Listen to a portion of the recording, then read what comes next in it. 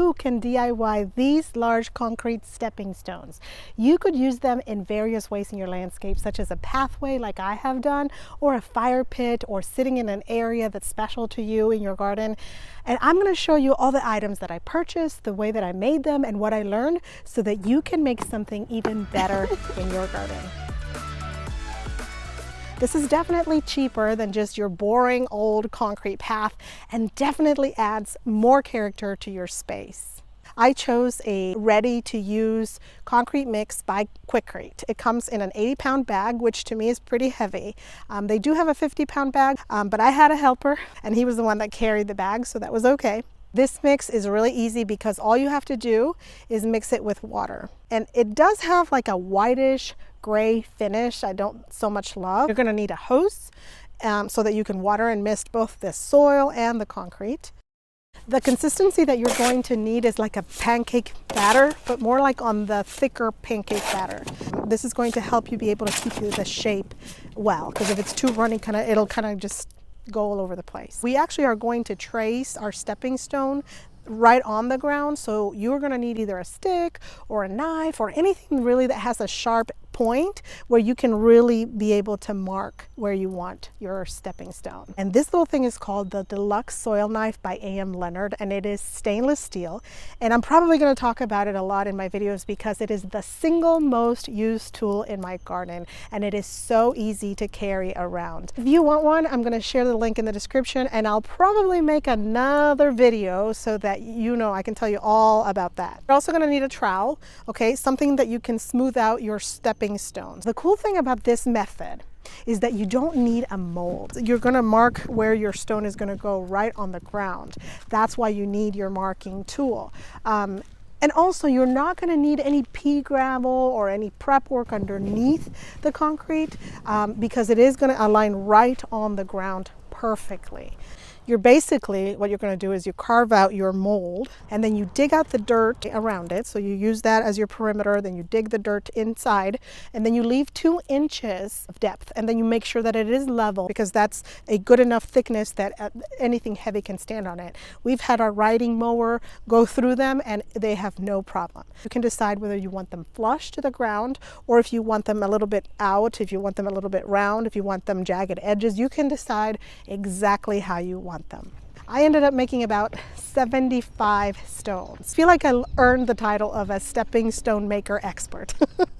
Just kidding. I think this is a 2-person project. So get your spouse, get your friend, your kids, somebody to help you because the concrete bags are heavy. So be careful with your back, and it actually can dry pretty fast. So if you're working alone, you might have to go get something or you need more concrete. I have a family member that helped me with this project, and he works at a restaurant. And so we would create stones in the morning before he went to work. You need to be able to move quickly, and so one person pouring while the other person is spreading and smoothing and kind of shaping the stone is perfect. If you have some questions, make sure you comment them below, as I do read them and I will respond. The ending stepping stones are much better than the beginning ones. They were smoother, they were just prettier. So here's some tips. Start from the back. So that's the back of my area. At the most inconspicuous places first. Pick a day to do this when it's not raining, because the rain tends to do something to the concrete where it leaves little marks.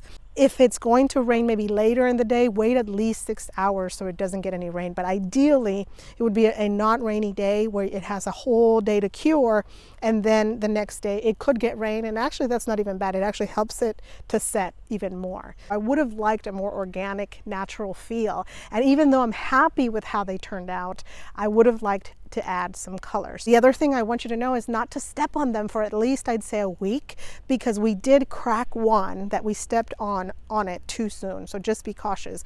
1-2 weeks is ideal. I was afraid that when I went ahead and did this directly on the ground, that I would be forced to have it stay there forever.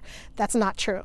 You can actually move this, and I actually did change my mind about the location of some of these stepping stones. You need to be able to let it cure enough that it doesn't crack on you, and you could just use it in another part of your garden, but they are removable. I have a little brush I've poured this concrete cement color by Quikrete, and this is the color brown. Kind of made it hollowed in here because I use it to cover an extension cord that goes out to the back. So let's try this out and see if it works. I have no clue if this is going to work because this is after the fact. So I don't know if this will even do anything to it. This thing smells disgusting, I have to tell you.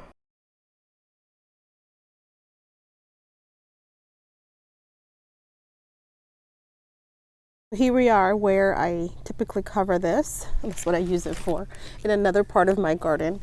And this is what the stone looks like after it's had a little bit of color. You can see that there is a little bit of color, and right now what I do is actually I cover it so that it's really inconspicuous.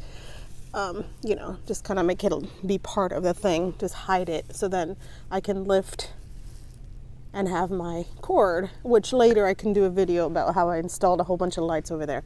But let me show you how these compare to just concrete color. So the color did change a little bit. It's a little bit darker. Here where it kind of leaked a little bit. Let me see if I can lift it so the lighting's better. It looks a little bit more red. So definitely did something. There is a difference between this color and adding the color even after the fact.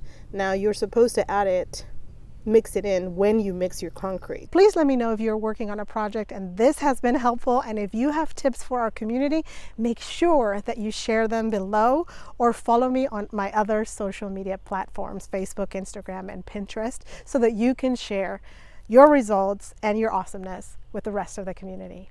And watch these other videos as I work hard to continue to bring you more content. And remember that you can create bliss in your garden.